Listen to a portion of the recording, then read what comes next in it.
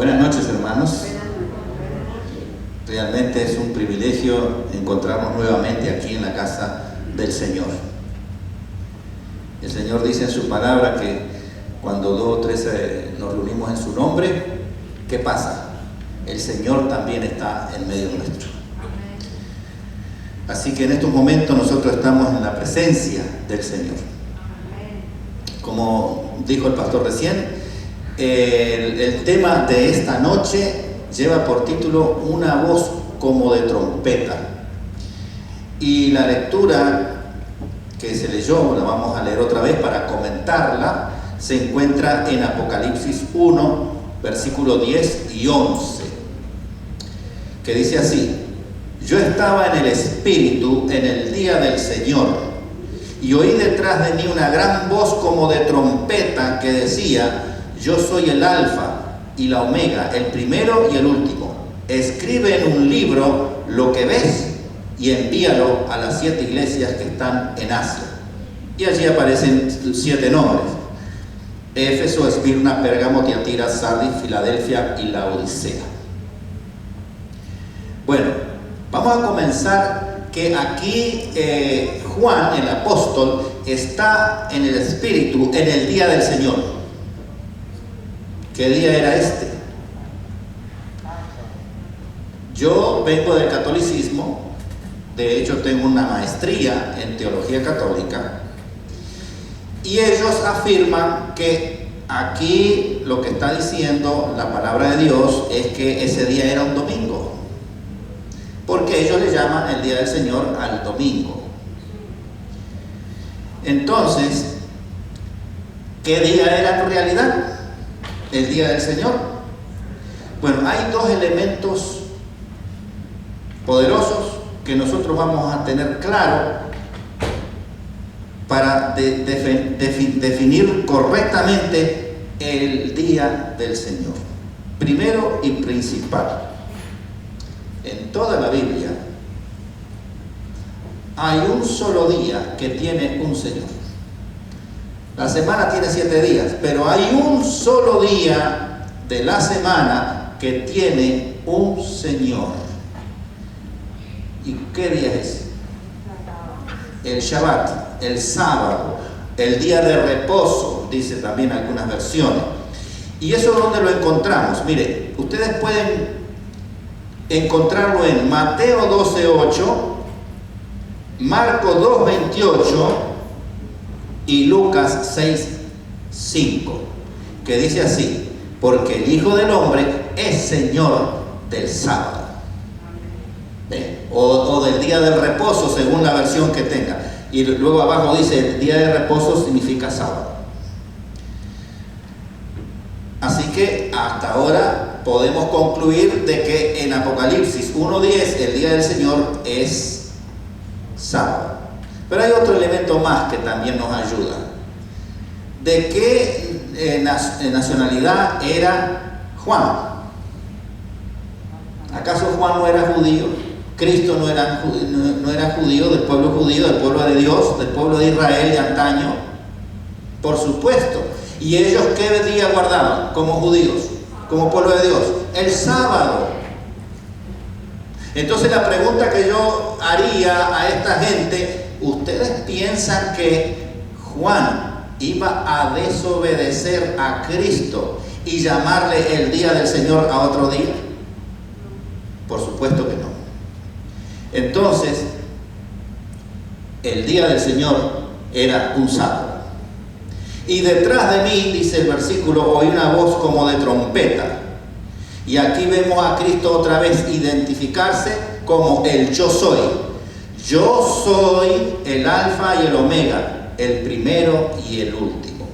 Y luego le da la orden al profeta Juan para que escriba en un libro lo que ve y se lo entregue a las 7 iglesias específicas que están en Asia.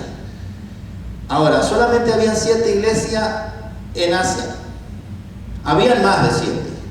Pero Dios escogió estas 7 iglesias por las características que tenía y el mensaje que Dios quería enviar. para la iglesia cristiana de todos los tiempos, porque esas 7 iglesias también implica 7 periodos históricos por el cual la iglesia iba a pasar y está pasando, porque nosotros estamos en lo que corresponde al último periodo, al periodo número 7 de los 7 periodos, que corresponde a la Odisea, y va a seguir después de nosotros también, así que representa a la iglesia también del presente y del futuro. Ahora, otro detalle importante que lo vamos a encontrar en Apocalipsis es que Juan dice que primero oyó detrás de él una voz fuerte como de trompeta. Él primero oye detrás de él, o sea que él no está viendo. Pero luego dice que cuando él se vuelve y mira, va a ver que lo que ve es diferente el símbolo de lo que él ve es diferente al símbolo de lo que él escucha. Y eso hay que tenerlo bien en cuenta, porque Juan lo usa varias veces en el libro de Apocalipsis. Luego lo vamos a ver en otro contexto, será para el miércoles próximo, donde también él oye una cosa, pero cuando él mira ve otra. Es decir, oye un símbolo y lo identifica con un símbolo, pero cuando él mira ve otro símbolo. Él escucha aquí una voz y son trompetas. Se supone que cuando él mira tendría que ver trompetas, pero no ve trompetas. ¿Qué es lo que ve? El versículo que sigue allí dice: y me volví para ver la voz que hablaba conmigo, y vuelto vi 7 candeleros de oro, y en medio de los 7 candeleros a uno semejante al Hijo del Hombre. ¿Quién es el Hijo del Hombre? Cristo Jesús. Cristo Jesús es el Hijo del Hombre. Y luego dice: vestido de una ropa que llegaba hasta los pies y ceñido por el pecho con un cinto de oro. Como ustedes pueden ver, los símbolos son diferentes, pero realmente se está tratando de Jesús, porque él escucha la voz de Jesús y cuando lo ve a Jesús, pero diferente, porque lo ve todo cambiado. De hecho, él no lo reconoce. Juan era el discípulo amado cuando Cristo estaba en la tierra. Había una amistad muy cercana con Jesús, tanto así que Jesús le dice a él: he ahí tu madre, y a la madre le dice: he ahí tu hijo. Lo consideraba como un hermano, como un familiar. Sin embargo, cuando Juan lo ve en la gloria, glorificado a Cristo Jesús, no lo reconoce. No reconoce al Salvador.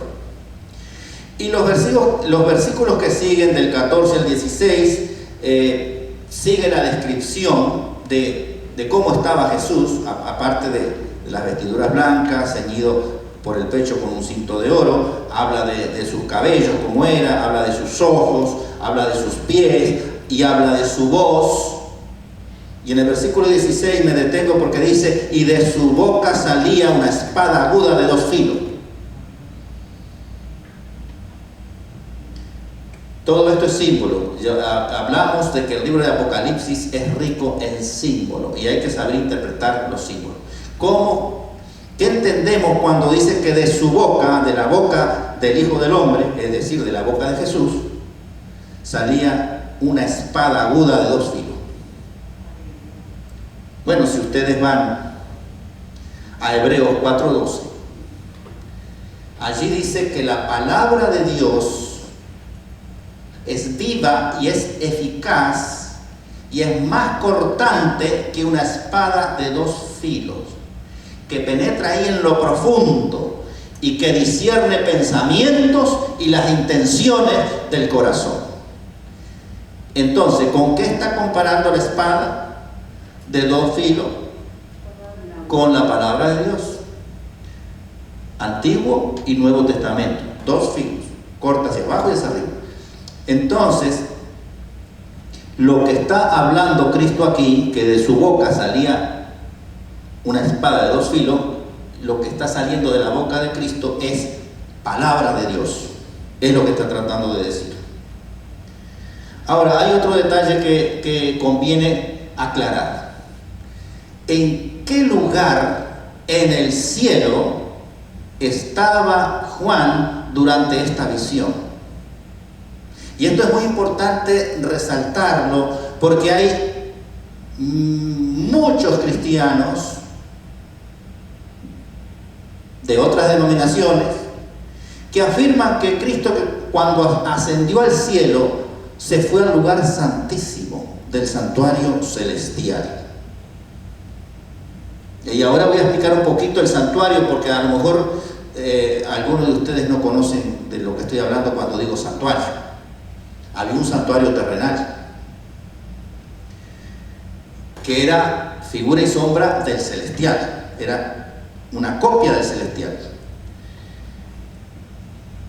Imagínense que el santuario, para que ustedes tengan una idea,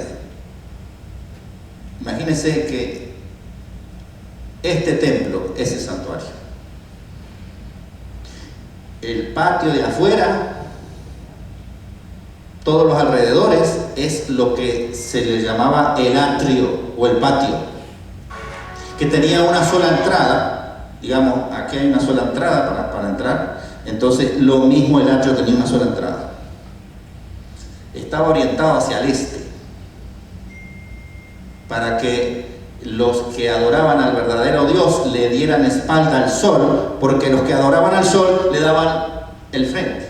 Y entonces Dios estableció ese detalle importantísimo, que la orientación del santuario fuera que la puerta estuviese hacia el este, para darle la espalda al sol y darle el frente al verdadero Dios. Entonces, entrando al tabernáculo, vamos a encontrar 2 habitaciones. Imagínense que donde ustedes están sentados vendría a ser la primera habitación. Ustedes entran y se colocan allí. Ese es el lugar santo. Y luego, digamos que aquí, donde están las flores, hacia ambos costados, había un velo, una cortina que separaba el lugar santísimo donde estoy yo ahora en estos momentos. ¿Ven? Sería así como estaba conformado el santuario. Ahora, si el santuario tenía una sola puerta, ¿cómo es posible que si Cristo ascendió a los cielos, de una vez se pusiera aquí? Indudablemente que tiene que haber entrado por ahí y pasar primero por el lugar santo, para luego entrar al lugar santísimo, porque no había una puerta directa para entrar al lugar santísimo. Pero fuera de ese razonamiento, tenemos la palabra de Dios y tenemos el capítulo 1 de Apocalipsis, que nos aclara perfectamente que cuando Cristo ascendió al cielo, Él fue al lugar santo primero. ¿Y por qué? Porque en el lugar santo habían 3 muebles. Estaba el candelero o el candelabro de 7 lámparas de fuego. Enfrente del candelabro estaba la mesa de los panes. Estoy hablando del santuario terrenal. Imagínense que por la mitad así del salón, de este lado, si allá en el este y acá en el oeste, hacia el sur, estaba el candelabro. O sea, orillando la pared, ahí está el candelabro. Y enfrente está la mesa de los panes. Y cerca, bien cerca del velo, había un altar de oro que era el altar del incienso. Y en este lugar, que sería el lugar santísimo, había un solo mueble que era el arca del pacto. Por lo tanto, si Juan está viendo el candelero de oro, significa que él estaba en el lugar santo del santuario celestial. Entonces, no hay que estar haciendo ningún tipo de razonamiento. La palabra de Dios lo explica y profundamente bien. Juan está en visión y cuando se da vuelta ve 7 candeleros de oro. Ahora, otra pregunta que alguien se puede hacer: ¿y por qué Apocalipsis comienza con el candelero de oro y no comienza, por ejemplo, con los otros muebles que estaban en el atrio? En el atrio habían 2 muebles: estaba el altar del sacrificio y estaba la fuente de bronce o la fuente de lavamiento o lavacro. ¿Por qué Apocalipsis no comienza por ahí? Porque eso pasó cuando Cristo estaba en la tierra, y este libro fue revelado a Juan cuando Juan ya tenía unos cuantos años en el cielo, que había ascendido. Sin embargo, el libro de Apocalipsis esboza esa vida pasada de Cristo en el mismo capítulo 1 de Apocalipsis, y eso lo vimos el sábado. Por ejemplo, en el versículo 4 y 8 que decía: el que es, el que era y el que ha de venir. Y también en el versículo 18 de Apocalipsis dice también: el que estuvo muerto, mas he aquí que vive por los siglos de los siglos. Si estuvo muerto, significa que él llegó hasta el altar del sacrificio, salió del campamento, él se encarnó y vivió en el campamento. Bien afuera, alrededor del tabernáculo. En un momento dado de su vida, él va hacia el santuario y el primer mueble que encuentra es el altar del sacrificio. Ahí él da su vida en propiciación por el pecador. Porque el altar del sacrificio es una representación de la cruz de Cristo. ¿Y eso cuándo lo cumplió? ¿En el cielo o en la tierra? En la tierra. Pero también Cristo fue sepultado y resucitó. Y ese símbolo está representado mejor dicho, ese acontecimiento está representado por el símbolo del lavacro. Y nosotros como pecadores hacemos exactamente el mismo camino. Salimos del mundo, que vendría a ser el campamento, y cuando somos llamados y hacemos caso al Espíritu Santo, vamos hacia el santuario, y llegamos al atrio, y en el atrio encontramos el altar del sacrificio, donde nosotros allí morimos a la vida antigua. Con Cristo estoy juntamente crucificado y ya no vivo yo, sino Cristo vive en mí. Así que en el altar del sacrificio, nosotros como pecadores somos crucificados con Cristo Jesús. Allí morimos, pero luego renacemos porque somos sepultados en agua, y al salir del agua somos una nueva criatura en Cristo Jesús, y ese símbolo se cumple en el lavacro. ¿Se entendió? ¿Quedó claro esto para ustedes? Ahora bien, vamos a hablar del símbolo del candelero, del candelabro, porque eso es muy importante. ¿Qué significa eso para nosotros, el candelabro?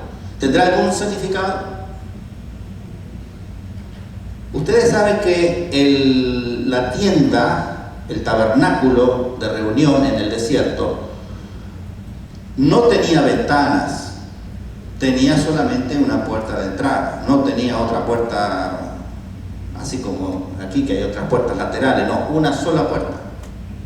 Y la puerta de entrada tenía un velo, el primer velo, o decir una cortina.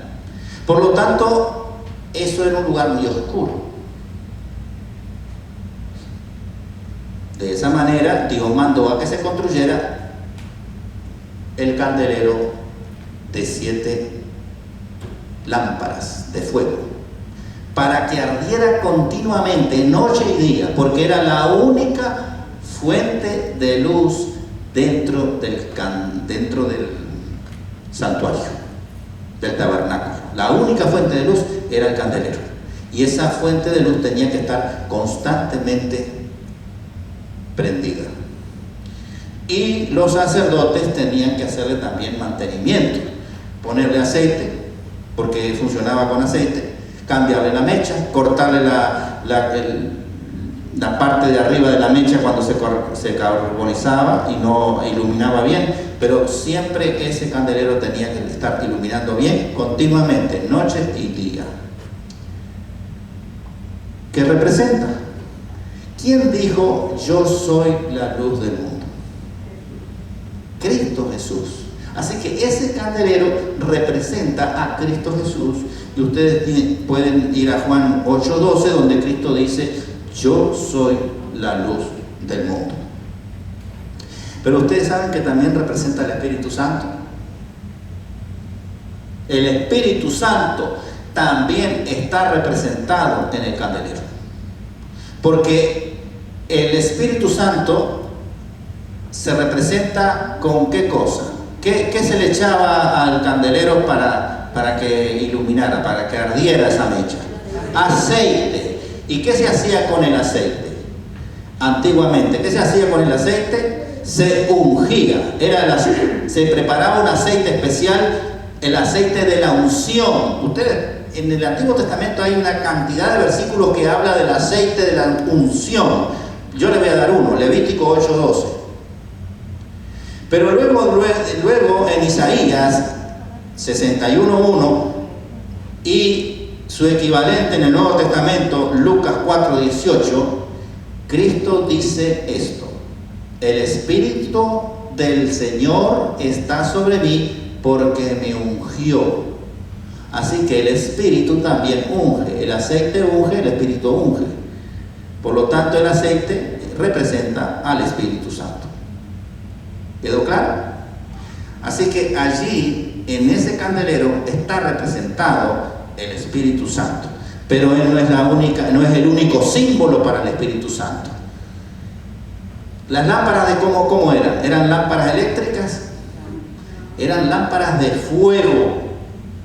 Y entonces ustedes ven allí en Hechos capítulo 2, versículo del 1 al 4, donde estaban los discípulos unánimes reunidos juntos, y de pronto en ese lugar entra un viento recio. ¿Y cómo sigue el versículo? Y se les aparecieron lenguas repartidas como de fuego, asentándose sobre cada uno de ellos, y fueron todos llenos del Espíritu Santo. Por lo tanto, el candelero representa a Cristo, representa al Espíritu Santo, y no se termina ahí.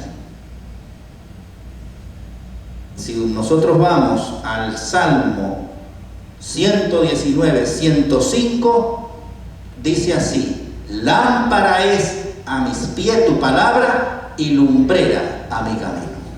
Así que el candelero representa a la palabra de Dios, que ilumina. Sin embargo, Cristo utiliza el símbolo del candelero en Apocalipsis capítulo 1 para representar a la iglesia, porque en el versículo 20 del mismo capítulo 1 de Apocalipsis, Cristo le da la clave, el misterio, le dice: el misterio de los 7 candeleros que has visto son las 7 iglesias. Por lo tanto, sus iglesias están representadas en el candelero. Por eso él en Mateo 5, versículos 14 al 16, cuando Cristo dijo yo soy la luz del mundo, luego le dijo vosotros sois la luz del mundo. Y él agrega unas palabras tremendas. Dice: una ciudad asentada sobre un monte, en la cima de un monte, dice, no se puede esconder. Si la ciudad está arriba de un monte, en la cima de un monte, jamás se puede esconder esa ciudad. Pero luego dice: ni se enciende una luz y se pone debajo de un almud. Un almud era una caja que se utilizaba para medidas. Cuando se quería medir, por ejemplo, harina, se quería medir sal o arena, se utilizaba ese almud, que era una caja, que era una medida. Entonces, ¿quién va a poner una lámpara dentro de una caja? ¿Cómo se va a iluminar en su habitación? ¿O debajo de la mesa o debajo de la cama? ¿Cómo se va a iluminar? Generalmente la luz se coloca, como dice aquí, en el candelero, a lo alto, arriba, para que alumbre a todos los que están en casa. Así alumbre vuestra luz delante de los hombres, para que vean vuestras obras y glorifiquen a vuestro Padre que está en los cielos. Lo que está diciendo el Señor es que tú eres un candelero de Dios, eres luz para este mundo que perece, pero tú tienes que iluminar y tienes que comenzar, ¿qué dice aquí? En tu casa. Por ahí comienza. Y no me estoy refiriendo a donde ustedes viven. Ahí tienen que iluminar, pero la casa de Dios aquí también tiene que iluminar. Porque aquí viene mucha gente buscando del Señor, buscando la luz verdadera, y ustedes tienen que dar luz verdadera. Porque ustedes son la luz del mundo, nosotros somos la luz del mundo en esta hora. Dios nos llamó para eso. Entonces, tenemos una gran responsabilidad. Pero hay otro detalle interesante que nos hablan los versículos de Apocalipsis que estamos viendo acá. Cuando Juan se dio vuelta y miró, vio al Hijo del Hombre, vio a Cristo caminando entre los candeleros. ¿Qué significa eso? ¿Qué simboliza eso?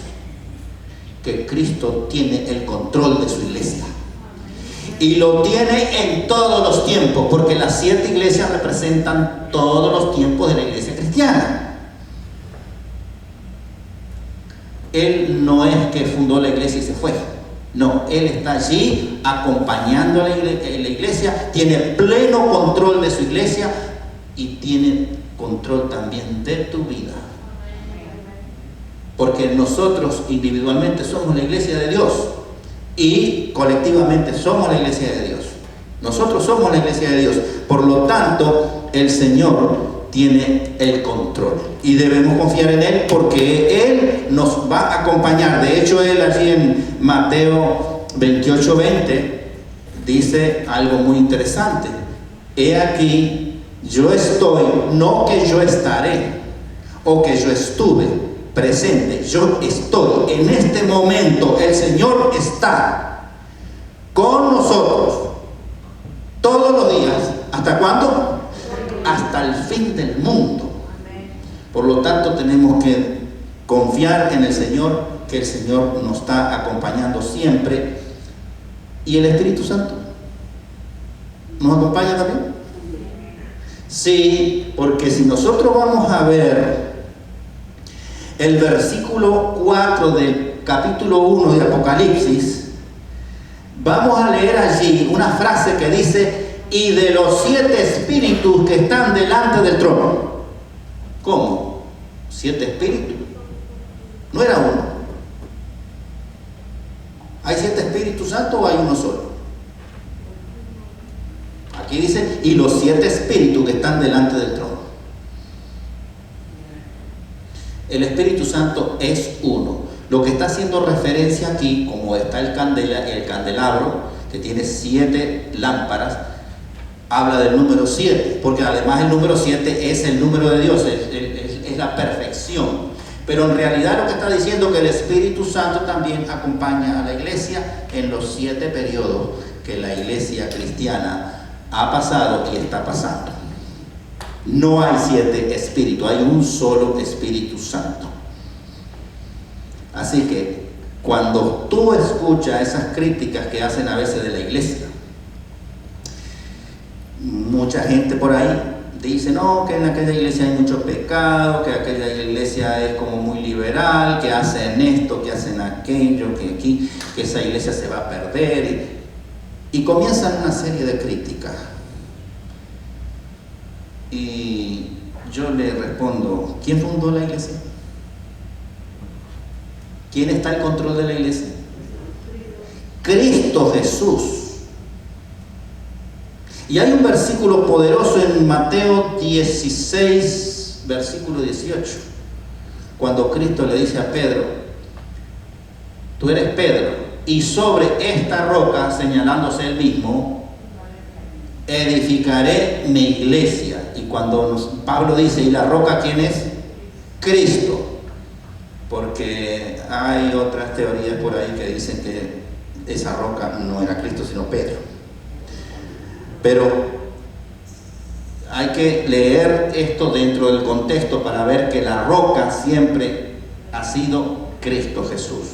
Entonces, y sobre esta roca edificaré mi iglesia, y aquí viene lo bueno, y las puertas del Hades no prevalecerán sobre ella. Es palabra de Dios. Nos puede parecer a nosotros que la iglesia se va a perder, se va a caer, se va a desaparecer. No. Dios tiene el control. Dios la ha fundado y Dios la acompaña hasta el fin del mundo. Por lo tanto, no tenemos que temer. Nosotros tenemos que hacer nuestra parte como parte de la iglesia en el presente, ahora. Y para esta hora tú has sido llamado. Tú eres luz. Tú te tienes que ocupar de que esa luz funcione. En el santuario terrenal, interesante, porque el pecador que estaba en el campamento venía hasta el atrio nada más. Y allí en el altar de sacrificio ofrecía un corderito, un chivito, un palomita o lo que sea en sacrificio por el pecado. Distintos animales. Pero del altar del sacrificio en adelante, incluso entrando al lugar santo, solamente levitas y sacerdotes. No podía, la gente del pueblo no podía entrar. Y los que le hacían mantenimiento al candelero eran sacerdotes. Así que todo ese sistema estaba bien estructurado y bien documentado, porque había una ley, que era la ley ceremonial, donde estaba todo registrado allí, que solamente el sacerdote podía hacerle mantenimiento al candelero, como también el que oraba y ofrecía incienso en el incienso, los cambios de los panes también lo hacían sacerdotes. Todo eso estaba escrito como una ley. Y hay algo interesante que dice este libro. En el versículo 6 de Apocalipsis, capítulo 1, no me he salido del capítulo 1 en el sábado de hoy, pero ya para la próxima sí, vamos a ver otros temas de otros capítulos. En el versículo 6 de Apocalipsis dice allí que Cristo nos hizo reyes y sacerdotes. Así que nosotros somos sacerdotes y sacerdotisas de Dios. Eso implica que nosotros, simbólicamente hablando, podemos entrar al lugar santo y hacerle mantenimiento a nuestro candelero. ¿Y qué cosa había que hacerle al candelero? Primero, colocarle aceite, porque el aceite se va consumiendo. Ese símbolo significa que nosotros debemos pedir la presencia del Espíritu Santo para que obre en nuestra vida constantemente. Porque si no es así, se apaga la luz, se apaga nuestra consagración, nuestro deseo de hacer las cosas de Dios, todo eso se apaga. O sea que tenemos que pedir la presencia del Espíritu Santo en nuestras vidas. Había que cambiarle la mecha de vez en cuando. ¿Qué significa eso para nosotros? Bueno, que nosotros debemos cambiar muchas cosas en nuestra vida. Cambiar nuestro carácter para que nuestro candelero ilumine como Dios quiere. el sacerdote también, aparte de limpiar allí el platillo, había donde salía el fuego, porque se quemaba la mecha y saltaba pedacitos pequeños de carbón, entonces se llenaba alrededor, eso había que limpiarlo. Y el sacerdote cortaba la punta de la mecha para quitarle esa parte carbonizada de manera tal que diera mejor luz, porque si no daba una luz tenue. Y Dios no quiere que demos luz tenue, que demos una luz brillante. Entonces, ¿qué nos está diciendo aquí el Señor? Que nosotros debemos cortar con muchas cosas en nuestra vida, relaciones con situaciones o con cosas, con personas que son piedra de tropiezo para nuestro crecimiento espiritual. Porque Dios quiere que tú seas la luz del mundo. Tú tienes un llamado. Y ese llamado es para que tú ilumines, para que tú te alimentes de Cristo, de su palabra, pero también que la comparta con aquellos que no la conocen. Y para eso, tú tienes que formarte tú bien, conocer bien de la palabra de Dios y dar, y lo que vayas a decirlo con mucho cuidado, porque a veces lo que decimos o le abre la puerta a la eternidad a una persona que está buscando de Dios, o se la cierra para siempre. Entonces tenemos que ser muy cuidadosos con eso, para que realmente podamos hacer la obra de Dios que Dios nos ha llamado a realizar. Toda persona que se convierte y es un genuino cristiano, pesa sobre su cabeza la responsabilidad de representar muy bien al Señor en este mundo. Eso no significa que es el Señor, no es el Señor. Nosotros reflejamos la luz de Cristo, representamos al pueblo de Dios aquí en la tierra, pero tenemos que hacer una buena representación, porque van a haber personas, y lo hay, de hecho lo hay, pero van a haber en gran cantidad personas que quieren buscar dónde está el pueblo de Dios, dónde está la iglesia de Dios. Si nosotros no iluminamos bien, entonces la persona va a ir a buscar a ver dónde es que está la luz.